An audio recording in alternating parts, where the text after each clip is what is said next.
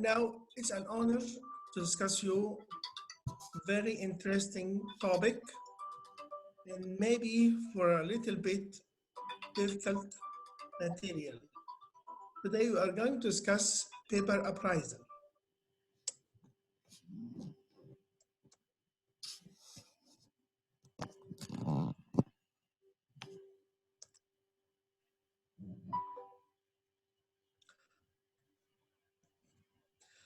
As you all know, the paper or the study, it is just a piece of puzzle made of many parts and each part connected to each other to finally give us a complete picture. That's why every piece of the puzzle is very important to get the whole idea. First of all, before I go on my topic today, I want to ask you a very simple question. Who are you? Does it differ? Yes. If you are a reader or a researcher or a reviewer or a writer, all of these are very good candidates for our topic today.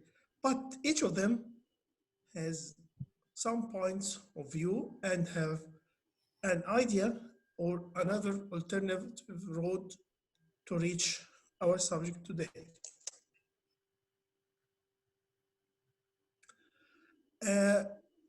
Another very important question, why we need to learn a scientific study? Yes, this is the most important question today. We have to learn or to read to avoid wasting of money on ineffective products and to be able to assess many studies and to know different aspects of the study, such as its credibility, its applicability, and the clinical relevance to the effect reports. Now we have to look for the study and its identification. Very important to go through these points if you are going to read a paper. How to identify your paper. You have to look for bias in the study. Which type of the study you are going to read? What's the reliability, validity, legability? What's the language written of the study?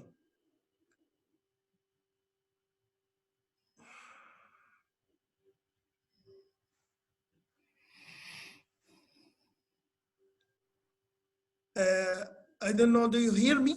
Yes, I can hear you very well وصوت حضرتك واضح and the lecture is being recorded وعندنا 31 participant. Great. Now, we have to complete. We talk about language, what about the tables and illustrates, then the reference citation, and finally, quality of the study. Bias. What bias? Is it important to know this paper has a sort of bias and how to be aware of it and where it comes from? Bias could be a potential unintended or unavoidable effect on the product or on the outcome. And it can come either from the data collector or from the data itself. This is very important and very important when you are going through the literature, and be very careful and try to check what is the possibility of bias in this paper. And the most important or the easiest way to get the bias in the data collector or in the author, the conflict of interest. Conflict of interest must be evaluated carefully. And we have to notice that if does not automatically assume they are not exist just because they are not discussed or disclosed. But also don't assume that they are not necessarily influence the results if they are do exist. Be careful. Look at these points and see what's the conflict of disclosure of the author or the authors, and it may interfere with the data collection or the data outcome, and may not, but it's important to see if it is present or absent. But let's jump to another point. What are the types of studies? We have three main types of studies: evidence summarizes, experimental study, and observational study. These are the main three varieties of studies. Regarding the evidence summaries, we have the meta-analysis and systemic overview. Experimental, we have randomized and randomized controlled trial. And observational study, we have the cohort study, the case control study, and case report. In each study, let us remember the word BEP. What does BEP stands for?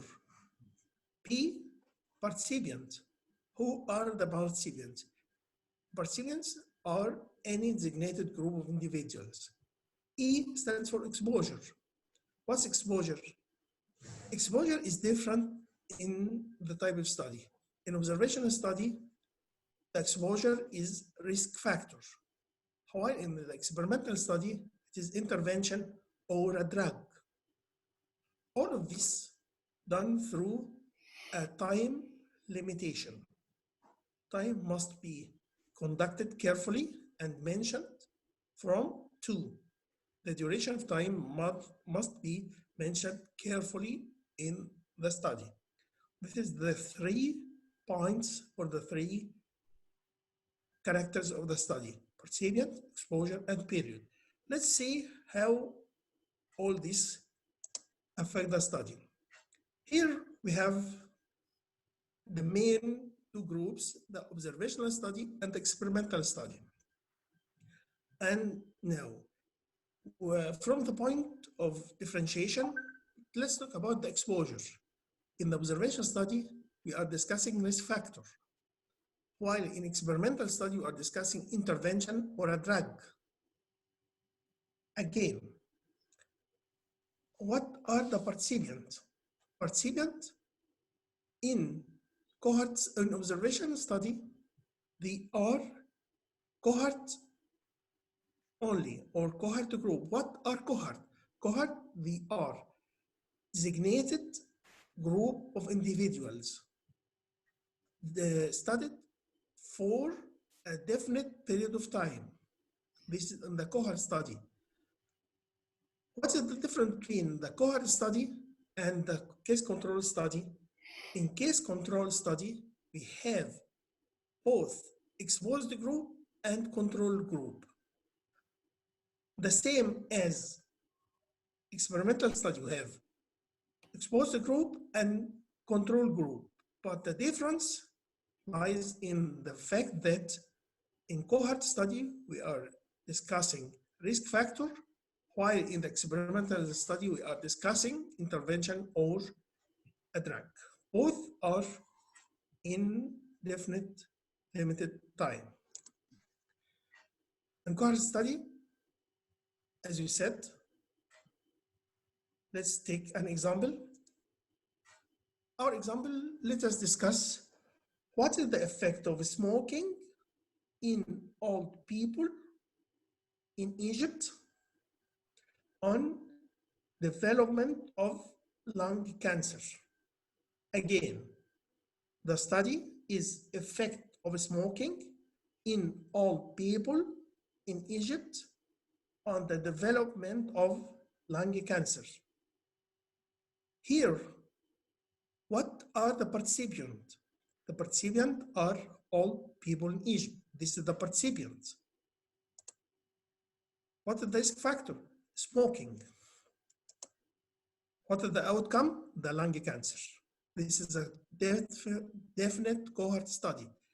As you see, this is very important point. We discussed, this is our participant, all people in Egypt. All old people, This is our percipient. And the risk factor, smoking. As you see, this is the risk factor, but all people in Egypt, some of them exposed, means they are, some are smokers and some are non-smokers. You see? And some of the exposed will get positive outcome, developing lung cancer, and others no. While unexposed, some may develop lung cancer and others may not develop lung cancer. This is the cohort study, typical cohort study. What are the cases to make this study as case experimental study? It will differ. Here, we can discuss it as, no. We'll discuss it as comparison between smokers and non-smokers in old men in Egypt in developing lung cancer. Here we have two varieties, smokers and non-smokers. We have control and the participants. What about the case? This is the case control study. What about the randomized control trial? Again, in case control, randomized control trial, we have random assignment of two groups. One of them that will get the drug or the intervention, and the other, the same number or definite number will not get the drug or the intervention. This is the randomized control trial. We have our population and randomly divided into sections. And some of them will get the positive outcome, negative outcome, positive and negative outcome. I think maybe it is clear. Let's go on. What's the best design for clinical study? Randomized clinical trial is the best. But randomized clinical trial may be getting downgrading if the methodology has its limitation. Results were consistent among studies. Trials are indirectly relevant to previous studies. Results were not impressive. And finally, there is bias in the study. If these points are present, there will be downgrading of the randomized clinical trial. Okay, this was an introduction to know what's the trial and what type of trial. Now let's go through one study. And as you said previously, the study is one piece of puzzles. Each piece of this puzzle will connect to each other. Let's get the first piece of our puzzle, which is abstract. Abstract is important, but it is enough to read and to know all about the study? No. Abstract is very important, but it is not enough to read it only, because abstract may be an example of misleading, as it does not provide context. It does not often make clear the limitation of the experiment, and finally, results does not show how to be applied in the real world. It is a study. How to apply this study in the real world? I don't know. What the abstract may tell us? It will give us very important information about the author or authors. Who are them? Who is writing the paper? It is one center or multi-center study. Where does the paper published? It gives us a very important idea about the demography of the study, and finally, the design of the study. We can get all these data from the abstract. Let's jump to part number 2, which is the introduction. The introduction is very important too, and it has to clearly identify the research question. As I may discuss before, each study has a certain question. And by the end of the study, this question must be replied. The introduction, it is the way to pave the way for this question. Usually, the author summarized the previous related research and explain why they decided to investigate this topic furtherly. They have a point. What's at this point? We should know when you are going to read this paper. Again, we have objective from our study. The objective has a very definite, clear question and tell us we are going to answer this question as we can.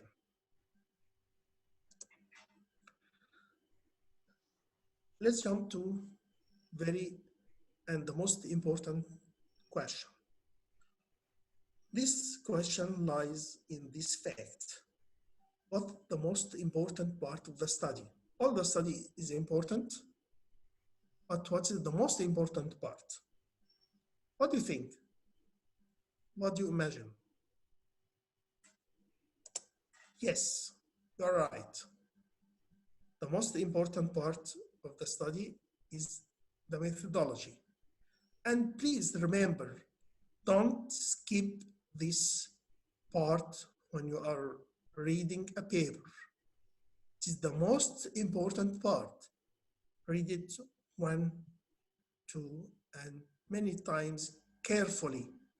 This is the way to know what will the study tell you. Why it is important? Because determine the study's strength and limitation, which both affect how the result should be interpreted, and it also affects both the reliability and applicability of that study.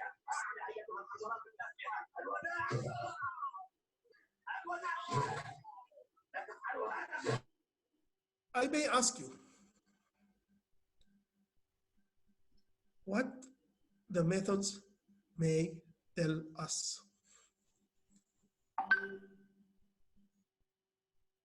The method will tell us many things. The demographics of the study, the co-founders of the study, the design of the study, the time limit, and where this study made, and what are the endpoints of this study. Demography is very important. We have to know the age, the sex, many other points of demography regarding the perceptions of the study. What are the co-founders? If there are risk factors interfere in the outcome of the study. What's the design? It is a randomized clinical trial. It is cohort study. What's the design? You have to know it, definitely. And time limit, when this study started and when it ends. Where this study will be done? In a single center, single experience, or in a multi-centric study, which is more and very much better study. And very important point, the study has to have a definite endpoint. And if we have a single endpoint, it will be much better. Why? Single much better, it will make it easy to study and to get the result, and it prevents us from data fishing. What data fishing? What does it mean? That means if you have different endpoints, we can get each one of them and use it for promotion of a drug, for promotion for an intervention. If we have many endpoints, we can get one of them and make up, it is very good drug and as it made so blah, blah, blah, blah. On the other hand, we have other endpoints which are not so good. That's why if we have many endpoints, it may lead the author or the other subjects to make such a data fishing. Collect one or two results or outcomes and make a promotion and propaganda for this result, neglecting the others. That's why if you have single endpoint, it will be much better. I think I have to get a little bit break and try to think in these questions. We have 6 questions discussing what we are taught. What is the main hypothesis? The study has its own question or hypothesis. The study has to have such one. What type of study? We have to know what type of the study we are going to discuss. How long did the study last? The duration of the trial. What are the endpoints? What the trial randomized? And talking about randomization, we have single randomized trial when the recipient doesn't know what is taken, either drug or placebo, or double-blinded study, which is much, much better, that both the recipient and investigator do not know which the participant will get, either the control or placebo or the drug. This is much better type of study, double-blind study. Okay, I think maybe it's clear. And now we have to discuss, is the paper applicable? What do you mean by applicability? Applicability means in health and fitness, applicability means that a compound or intervention that may be useful for one person and may not, and may be a waste of money or worse, or a danger for another. Okay? Let's assume if we use contraceptive pills will be discussing our sample on certain females in a certain period of time. You see, our sampling here is limited. If we are going to discuss the effect of contraceptive pills on hypertension in female in productive period of life, and we get a result, it has no effect on females. But we have limited sample. That's why this is not a good applicability